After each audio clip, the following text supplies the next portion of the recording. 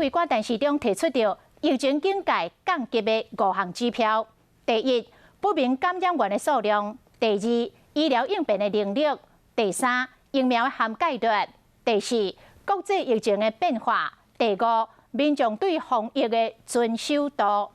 专家是认为讲，上界关键的也是不明感染源的数量，而且这个国庆连假的观察期嘛也未过，呼吁大家也是袂当来放松，讲想要恢复到正常的生活，至少都要等到2剂疫苗的涵盖率达到8成，若要甲喙暗摕掉，爱阁观察。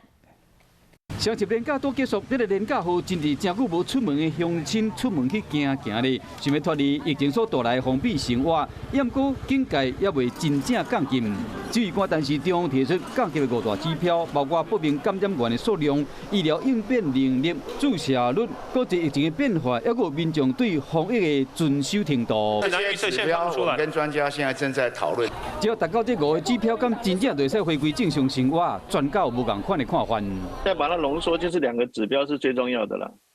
一个指标是疫情的，就是每日感染的人数可以回到疫情前的生活。疫苗接种率大概2剂疫苗接种要80%左右。5个要素里面，目前看起来大概有好几个是非常主观的一个判定。而其实台湾的不明案例最大的一个问题，还是在于说台湾并没有去做大规模的广筛。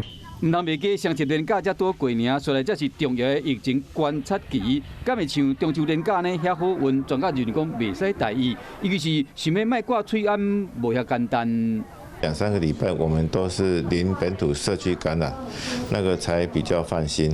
那国庆连假人潮活动，当然，是有可能会造成病毒传播的风险。2剂不到80%的情况之下呢，其实可以考虑的是。打完2剂疫苗的人呢，他就会有不同的待遇。比如说，他可以脱下，在哪些场合他可以脱下口罩。专家嘛提醒讲，就算注射率有达到标准，只要边境直咧放松，喙暗共款的挂好，安尼较袂出问题。